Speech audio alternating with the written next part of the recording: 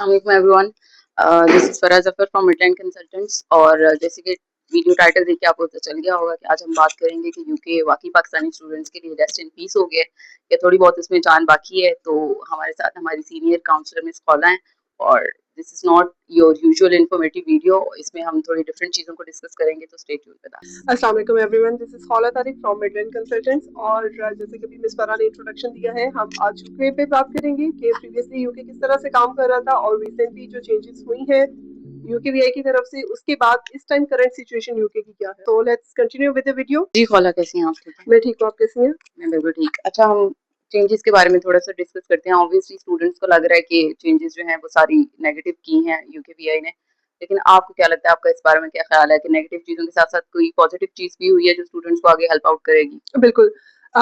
Students को ज़ाहिर है अपने पर्सपेक्टिव से चीज़ें काफ़ी टफ होती नज़र आ रही हैं, जिसकी वजह से वो कह रहे हैं कि नेगेटिव चेंजेस हैं, लेकिन ये पॉलिसीज़ बहुत से स्टूडेंट्स के लिए पॉजिटिव भी हैं। जैसे अगर एक जेन्युइन स्टूडेंट है तो उसके लिए चीज़ें बहुत ईज़ी हो गई हैं, just because number of applications कम हो गई हैं। नंबर ऑफ एप्लीकेशंस कम है, तो ऑब्वियसली जो स्टूडेंट्स इंटेंशनली वहाँ पे स्टडीज़ के पर्पज़ से ही जा रही हैं यूके में, उनके लिए स्टडीज़ ईज़ी हो गई हैं। प्रोसेस ईज़ी हो गया है, उनके पास ऑप्शंस ज़्यादा आ गए हैं कि हम इस यूनिवर्सिटी में भी अप्लाई कर सकते हैं, बिकॉज़ नंबर ऑफ एप्लीकेशंस का लोड कम हो गया वहाँ पे। और ये भी अल्टीमेटली स्टूडेंट्स को हेल्प करेगा आगे उनके फ्यूचर गोल्स में, क्योंकि कंपटीशन कम हो गया है। आपको जॉब में कंपटीशन थोड़ा सा कम मिलेगा। फिर इसके अलावा अगर आप स्टडी के अलावा देखते हैं कि आगे फर्दर आपके पास फ्यूचर में क्या गोल्स हैं, आप पीआर लेना चाहते हैं। अच्छा, पीआर के बारे में भी हमने थोड़ा सा डिस्कस करना है, क्योंकि स्टूडेंट्स को बड़ा प्रॉब्लम है कि पीआर जो है ना वो 10 साल का हो गया है, 5 साल से चेंज हो गया, तो अभी तक ऐसा कोई चेंज जो है वो नहीं हुआ।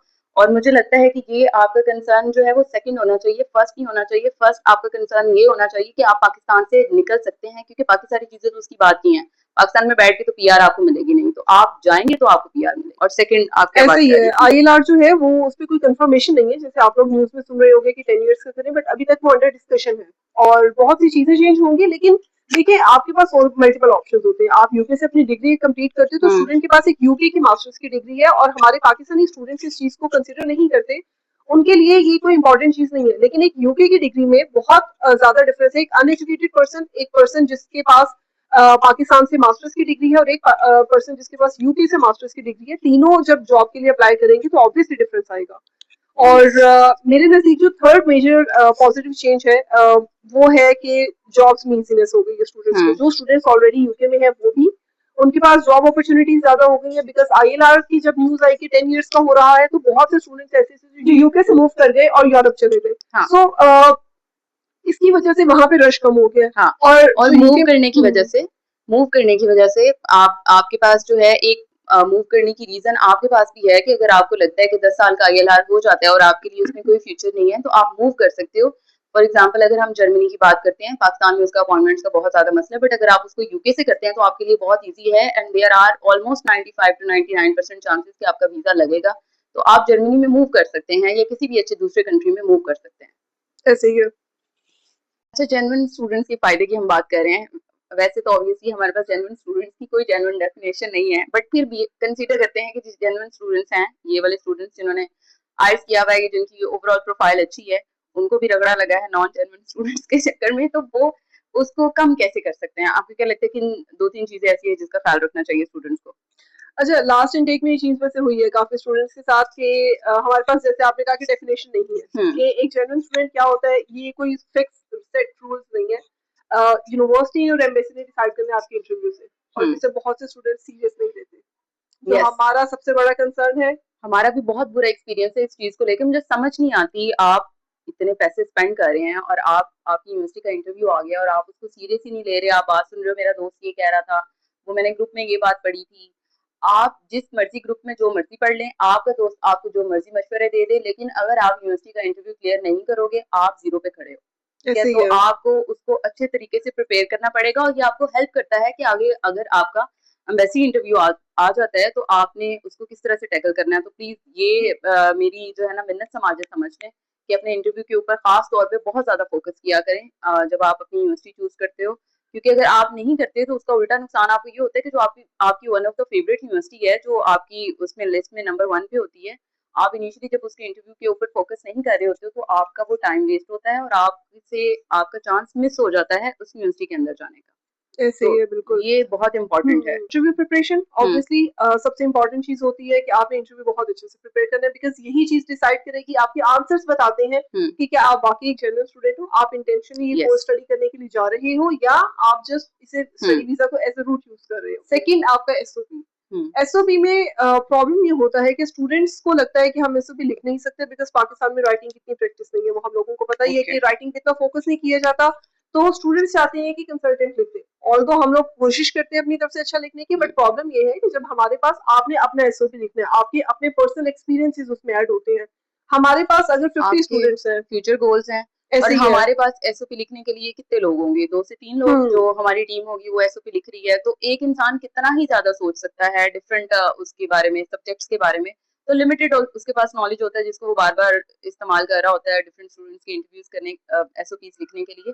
तो आपको मेरे ख्याल से थोड़ा-सा इसमें ज़्यादा रिसर्च करने की ज़रूरत है कि आप अपनी एसओपी को बेहतर किस तरह से बना सकते हो। बिकॉज 50 टू हुँ, 60 स्टूडेंट्स की अगर फॉर एग्जांपल मेरे पास एप्लीकेशन है एसओपी के लिए, और मैं 10 का लिख सकती हूँ, कोई यूनिक चीज यूज कर ली, लेकिन हुँ, 60 स्टूडेंट्स की 50 स्टूडेंट्स के लिए डिफरेंट एसओपी लिखना हमारे लिए भी पॉसिबल नहीं होता। हुँ, इसलिए कहीं ना कहीं आप लोगों की इनपुट चाहिए होती है, सो प्लीज इसके ऊपर फोकस किया करो कि एसओपी में आप हुँ, कंसल्टेंट को खुद अपनी तरफ से आपके फ्यूचर गोल्स एटलीस्ट, और आपकी जो पास्ट एक्सपीरियंसेस है वहां पे आपकी जॉब हुँ, डेजिग्नेशन, बिकॉज देखिए जॉब डेजिग्नेशन हम लोग एक हद तक बता सकते हैं किसी बिल्कुल। को भी, हम लोग उसे बता नहीं सकते, क्लियरली नहीं मेंशन कर सकते कि आपने ये टास्क किए हुए हैं या आपकी फील्ड से रिलेटेड हम्म क्या-क्या जॉब्स हैं, आप उसको कहाँ पे सर्च कर सकते हो, आपकी फ्यूचर प्लान्स क्या हैं? अब आप अंदाज़ा लगाएँ कि आपके फ्यूचर प्लान्स हम लिख रहे हैं आपकी जगह पे तो थोड़ी-सी मेहनत करना प्लीज़, थोड़ी-सी आपको मेहनत करनी चाहिए अगर आपको वाक़ई वीज़ा चाहिए, थोड़ी एफर्ट करें इंटरव्यू में भी और एसओपी में भी, तो ये दोनों चीज़ें बहुत हम्म इम्पोर्टेंट है। लास्ट हम इसको क्लोज़ करते हैं। आप सीधे और साफ अल्फाज़ में बताओ मुझे कि applying in UK is still worth it Pakistani students के लिए, सारी चीज़ों को अपने माइंड में रखते हुए आपको क्या लगता है? बिल्कुल वर्थ इट है, क्यों नहीं है, क्योंकि देखो आप जितनी एफर्ट पुट कर रहे हो, क्या इस एफर्ट में आपको इतना अच्छा कंट्री को ईयर मिल रहा है? हुँ, हमारे पास बाकी कंट्रीज की एग्जांपल्स है, या तो प्रोसेसिंग टाइम बहुत ज्यादा है, ठीक है, या फिर बजट बहुत ज्यादा रिक्वायर्ड है उन कंट्रीज के लिए। यूपी के लिए स्टिल आपको जो मेरे नजदीक जो एक बेस्ट ऑप्शन आपको कंसिडर करना, यूके क्यों वर्थ इट है, बिकॉज यहाँ पे 1 ईयर का मास्टर्स है, ठीक है। येस। इसको स्टूडेंट्स बहुत बड़ी चीज़ नहीं समझते हैं हम्म ऑब्वियसली, बट ये बड़ी चीज़ है जब वहाँ पे जाके आपने अर्न करके फीस पे करनी होती है ना अपने सेकंड ईयर की या थर्ड ईयर की। जैसे बैचलर्स के स्टूडेंट्स हैं तो उनको 3 साल की फीस उन्होंने करनी होती है, उनके ऊपर इस चीज़ का बड़ा प्रेशर होता है। क्योंकि लिविंग हाँ, एक्सपेंसेस भी मैनेज करने लिविंग हैं, एक्सपेंसेस आपने भी, वहां अपना फीस भी, रहना भी है, आपकी जो रेंटल कॉस्ट है वो भी, आपकी ट्रांसपोर्टेशन कॉस्ट आती है, हर चीज़ की आपके कॉस्ट है। फूड, और उसके अलावा एक्स्ट्रा एक्सपेंसेस निकल आते हैं जो इंसान को नहीं पता होता। यस। तो और पाकिस्तान से आप हम्म इनिशियल डिपॉजिट पे करके जा रहे हो, आपने अपनी रिमेनिंग फीस जो है वो भी अभी जाके वहाँ से अर्न करके, तो ये बहुत बड़ी चीज़ है कि यूके आपको 1 साल का मास्टर्स हम्म दे रहा है और ये सबको पता है ऑब्वियसली। अच्छा, एक और चीज ये कि हुँ, क्यों वर्थ इट है, बिकॉज वहां पे लैंग्वेज बैरियर नहीं है। अब लैंग्वेज बैरियर में आप लोगों को लग रहा होगा कि शायद मैं कहूंगी कि इंग्लिश स्पीकिंग कंट्री है, बट यूके के स्टिल जितने पाकिस्तानी और इंडियंस वहां पे जा चुके हैं, आप वहां पे उर्दू में कम्युनिकेट कर सकते हो।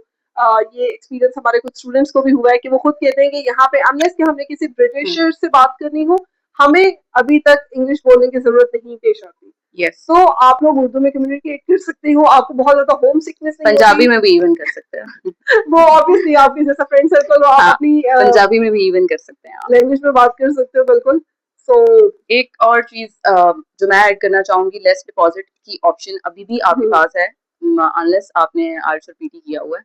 अगर आप आईएलटीएस या पीटी टेस्ट के साथ जाते हो तो अभी भी कुछ यूनिवर्सिटीज़ ऐसी हैं जो अच्छी रैंकिंग में भी हैं और लो डिपॉज़िट के साथ आपको अभी भी ऑप्शन मिल रही है। फिर अगर हम फंड्स की बात करते हैं, फंड्स जो बैंक स्टेटमेंट है ऑब्वियसली जो आपने मेंटेन करनी है, तो उसमें भी ये चीज़ें हैं कि उसको आपको थोड़े टाइम के लिए मेंटेन करना पड़ता है as compare to other countries. आप यूरोप की बात करो, आप हम्म ऑस्ट्रेलिया की बात करो, आपको बहुत ज़्यादा एक्सटेंसिव डॉक्यूमेंटेशन एक तो देनी पड़ती है। यूके ने अभी तक आपसे ऐसी कोई चीज़ डिमांड नहीं की कि आप फंड्स की बहुत ज़्यादा एक्सप्लेनेशन हमें दें, आप हमें एफपीआर के टैक्स रिटर्न्स दें, ये करें, वो करें। तो अभी तक ये सेफेस्ट ऑप्शन है आपके लिए अगर आपने फंड्स आपको कम टाइम के लिए मेंटेन करने पड़ते हैं, बहुत एक्सटेंसिव डॉक्यूमेंटेशन जो है वो आपको नहीं प्रोवाइड करनी पड़ती, तो आपके पास लो बजट की ऑप्शन है, फंड्स कम टाइम के लिए मेंटेन करने की ऑप्शन है, एंड 1 ईयर का मास्टर 1 है। ईयर का मास्टर प्रोग्राम है, लैंग्वेज बैरियर में भी आपको बहुत ज़्यादा प्रॉब्लम नहीं है, हम्म तो it is still worth it. बाकी हमारा ओपिनियन है, आपका अपना ओपिनियन है, आप अपना फिर देख लें, अगर आपको समझ में नहीं आता तो क्या कर सकते हैं हम। बट स्टिल अगर हम ऑन अ सीरियस नोट इसको देखें तो it is still worth it. Okay, so this is all from our side. और आपको अगर कोई भी असिस्टेंस चाहिए हो, हमारी कंसल्टेंसी सर्विसेज चाहिए हो, तो स्क्रीन के ऊपर आपके पास हमारा नंबर आ रहा होगा, आप उस नंबर पे कांटेक्ट कर सकते हो। यस, और और अगर आपको बहुत ज़्यादा डिटेल्स चाहिए तो उसके लिए फिर आप ऑफिस विजिट कर सकते हो। Thank you so much.